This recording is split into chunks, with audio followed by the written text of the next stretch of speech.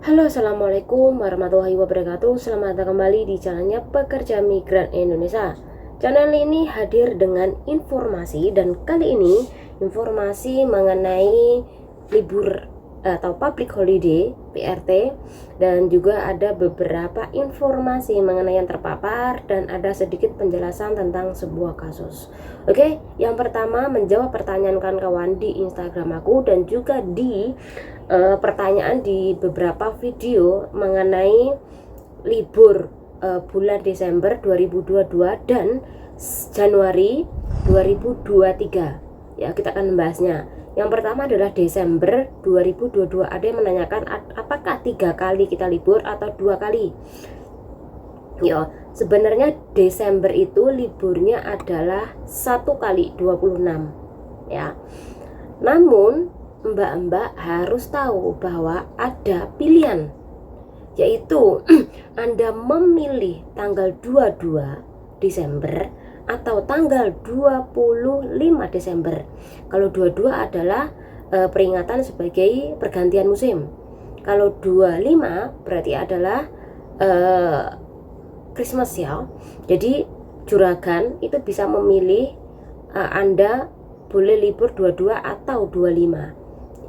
Nah, kemudian karena Anda nanti memilih salah satunya, apalagi kalau Anda 25 secara otomatis, karena kalau tanggal atau public holiday yang tepat jatuhnya hari Minggu itu harus diganti sesudahnya.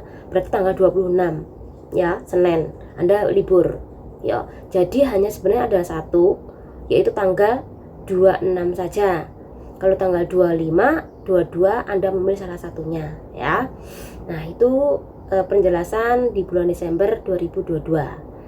Kemudian, tapi kalau mbak-mbak nggak paham dengan penjelasan, silakan nanti komentar lagi ya. Oke, Januari ini liburnya ada 4, tanggal 1 Januari 2023, tanggal 23, 24, dan 25 Januari 2023 ya. Di sini paham ya? Oke, kita akan berlanjut lagi dengan situasi tentang COVID-19 negara ini, yaitu info harian CO19 di negara Hong Kong yaitu 10.137 per hari ini ya yang terpapar. Kemudian yang berpulang ke Tuhannya sebanyak 15 orang. Ingat, ini memasuki musim dingin ya. Biasanya bakteri atau kuman-kuman ini berkembang lebih pesat ya. Jadi wajar aja kalau musim dingin ini virus COVID ini mengalami pelonjakan ya, melonjak dengan drastis.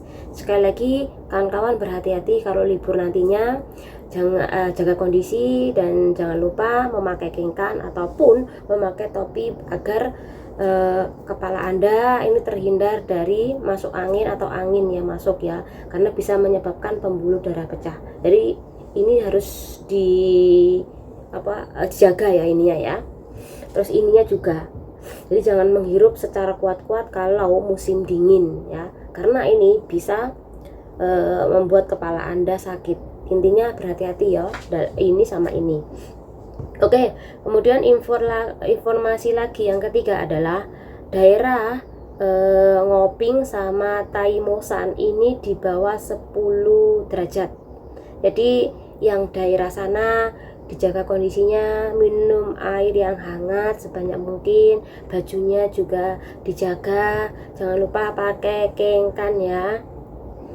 Oke, ini adalah informasi yang ketiga, dan informasi yang keempat ini ya. Oke, ini pembahasan yang terakhir. Mbak-mbak pernah nggak dengar atau mungkin mengalami sendiri, tiba-tiba dapat surat dari imigrasi dan isinya ini tentang pemutusan kontrak kerja, padahal majikan Anda maupun Anda belum pernah mengirim surat pemutusan kontrak kerja, namun tiba-tiba ada surat pemutusan kontrak kerja yang dimana di situ imigrasi memberitahu bahwa Anda atau memberitahu bahwa CC Anda ini memutuskan kontrak kerja loh. Nah, pernahkah Anda mengalami hal tersebut atau mungkin mendengar atau mungkin teman Anda mengalami? Pertanyaannya, Apakah benar hal seperti itu bisa terjadi? Ya, bisa saja terjadi karena ada juga ini masalah rentenir. Ya, rentenir itu bisa saja melakukan sesuatu hal ini di luar nalar, entah itu rentenir atau mungkin dari pihak bank yang dimana dia kesulitan menghubungi Anda. Jadi dia menggunakan cara tersebut itu untuk mengancam Anda, ya. Nah, rentenir itu kok bisa dia melakukan? Bisa karena dia memiliki data-data Anda. Bahkan tanda tangan Anda ini bisa dipalsukan, ya.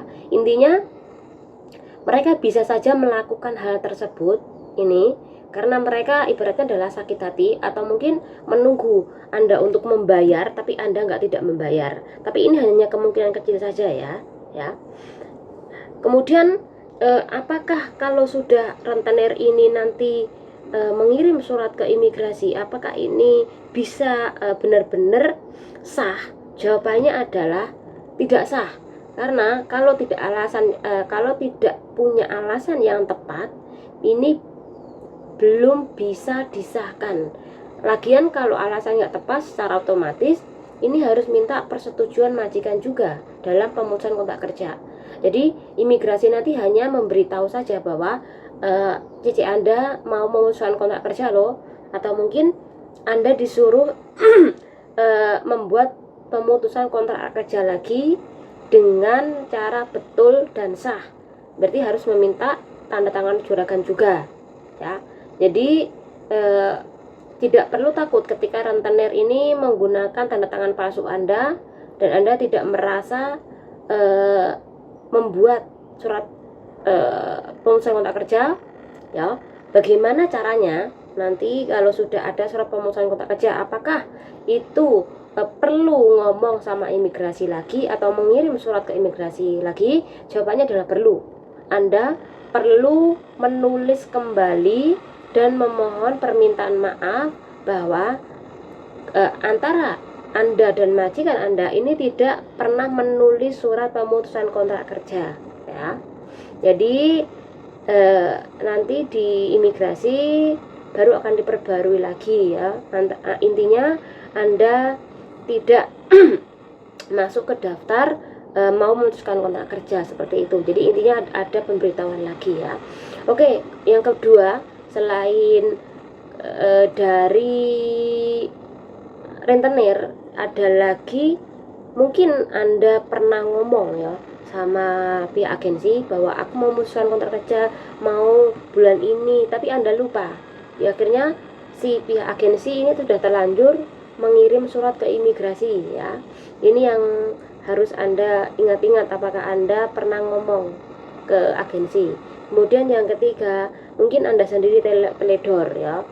Teledor pernah mengirim tapi Anda lupa kapan ngirimnya, sehingga ada surat balasan dari imigrasi dan hal itu mempertanyakan apakah Anda benar-benar memutuskan kontrak kerja. Kalau benar berarti harus ada persetujuan karena tidak punya alasan yang tepat, ya. Alasan yang tepat yang bagaimana sih? Silakan Mbak nanti bertanya di Instagram aku tentang alasan yang tepat itu bagaimana untuk memutuskan kontrak kerja. Intinya seperti itu aja informasi, semoga bermanfaat buat kawan-kawan semuanya. Kita nanti akan mengupas lebih panjang lagi tentang masalah rentenir ini, ya, karena banyak banget kasus-kasus rentenir ya kemarin sebenarnya, tapi keep dulu buat next videonya. Dan ini, wassalamualaikum warahmatullahi wabarakatuh.